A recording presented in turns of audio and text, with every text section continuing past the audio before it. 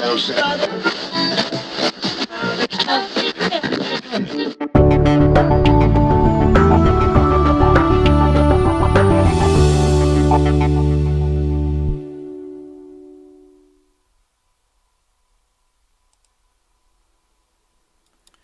there, this is Choose the Way, where we talk about anything and everything pertaining to life.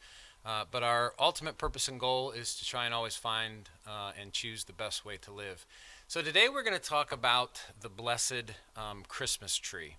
And there are people over the years that have tried to say that if you are a Christian and you have a Christmas tree in your home, then that was pagan worship, and you are worshiping the Christmas tree, and you're not a good Christian if you have a Christmas tree in your home. So we're going to talk about that, break that down just real quick today, and see what that is all about. But before I do that, I just want to remind you of our Sunday services. We have started a new series, and the new series is entitled So You Want to Live Forever.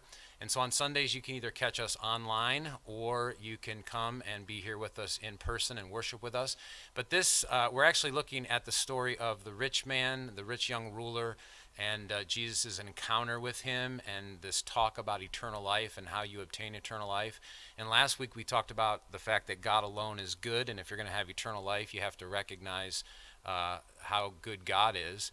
And then this week we're going to talk about how things can distract us from what is actually good. So I just want to encourage you to join us on Sunday at 11 o'clock, either online or in person. And then the other quick announcement is that prayer is always on Wednesdays at 7 due to illness and different things. We have done some Zoom calls here in the last couple weeks, but I think we're going to be back in person here at the church on Wednesday at 7 o'clock. So we want to encourage you to come and be a part of that. So let's go ahead and get back to this idea of the Christmas tree and the second Christmas myth, and that is that if you are a true Christian, you should not have Christmas trees because you would be worshiping idols, and that's really a myth. It goes back a long time ago, and there's a ton of history behind it. There's an old legend of this guy by the name of Saint Boniface, who supposedly left England as a missionary to Germany and found some people that were trying to worship an animal by an old oak tree that they found sacred. He cuts the oak tree down. A fir grows up in the stump, like miraculously, and he supposedly saves the day and teaches them that it's wrong to worship trees. And so then, of course, you shouldn't be worshiping Christmas trees either. However, that's a total legend. However, what is true is that if you go back even further than that, you find that the Celts, the Romans, and even the Egyptians looked at the evergreen, whether it was its leaves or the tree itself, and they used it to decorate, and they used it as symbols to try and refer to this idea of eternal life or everlasting life. But they also would put it in their temples and in their homes, especially around the winter solstice time, which is like December 21st or the 22nd. It's during that time.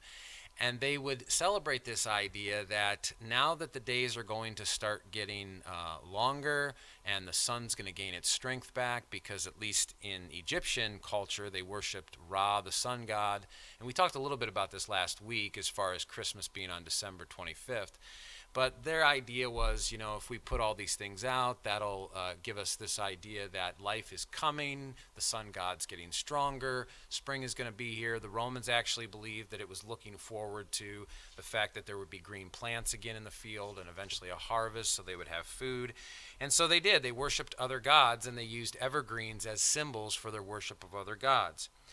And it wasn't until around between like the 1600s and 1800s where in Germany, the actual Christmas tree started to be used in the homes of people and decorated. As a matter of fact, there is this story, whether it's true or not, but Martin Luther, one of our early church fathers, he supposedly was walking home one night and he looked up into the starry sky, and through the evergreen trees he saw the stars, and it just looked beautiful to him, seeing it almost appeared that these stars were hanging on the branches of these evergreen trees. So he goes home and gets himself a tree, and puts it in his house and then decorates it with candles. Now that's a really good, way to start a fire, I would think. But they actually did. They put candles on their Christmas trees for a long time, and then they began to decorate them with natural things like apples and nuts of different type, and they would tie them in strings and put them on their Christmas tree. But the idea behind the Christians doing this was that they would look at all the different things in the evergreen tree and they would see it as symbols of Christ. So the eternal life that Christ offers is the evergreen, symbol of the tree. April was telling me, my wife, that the branches, when they're like lifted up, it's almost like they're in applause or in praise of God. And so that's the symbol of the branches kind of lifting out their hands in praise of God. Some people have said that if you decorate with the holly, the berries from the holly bush on the trees, that the red of the berries represents Christ's blood, and the thorns, or the pricker parts of the holly branch, those actually represent the crown of thorns. So there's all kinds of things that throughout history, you can go back and you can find all kinds of history on the Christmas tree, and you can come to, I guess, whatever kind of conclusion you would like to come to. But the truth of the matter is this, that God made evergreens.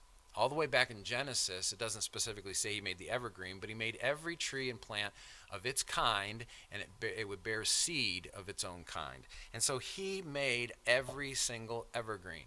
And so if you're going to allow the fact that some people in the past history took those evergreens and used them as symbols to worship their pagan gods, to try and say that you can't have a Christmas tree in your house, well, I think you're a little off in your logic. But then I also think that you're going down the road of a huge myth, because Christians do not put Christmas trees in their home to worship other gods at all.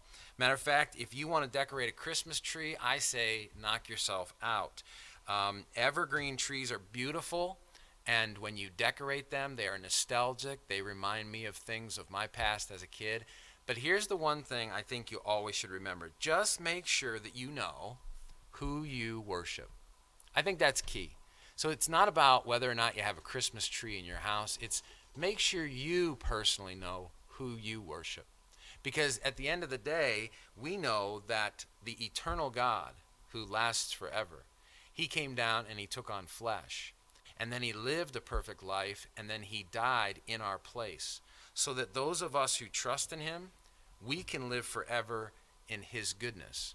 That's why we celebrate Christmas. We don't worship Christmas trees. They're cool, and it's really neat to have a fresh pine smell in your house if you do a fresh tree. If you do an artificial tree, then that's fine too. But either way, if you want to put a Christmas tree up in your house and do that, knock yourself out. But just make sure you know who you're worshiping. Because whether it's a Christmas tree or your car out in your driveway or different things in your home or the clothes that you wear, make sure that nothing is more important than your relationship with Jesus Christ. And with that said, I hope that you have a great week. Don't forget that if you are on YouTube, make sure that if you're not a subscriber that you subscribe, and make sure you click the bell so that you can get notifications when we have any kind of new videos uploaded. And then if you're on Facebook with us, make sure that you like and make sure that you share so we can get this content out to everybody and anybody who wants it. So again, just remember this Christmas, the myth that you're not a Christian if you have a Christmas tree. I mean, that's definitely a myth, and I think we debunk that, because if you have a Christmas tree in your home, it doesn't mean that you're pagan or not a believer in Jesus. The question really is, who do you worship?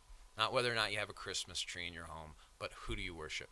So you have a great week, and we'll see you here again next week.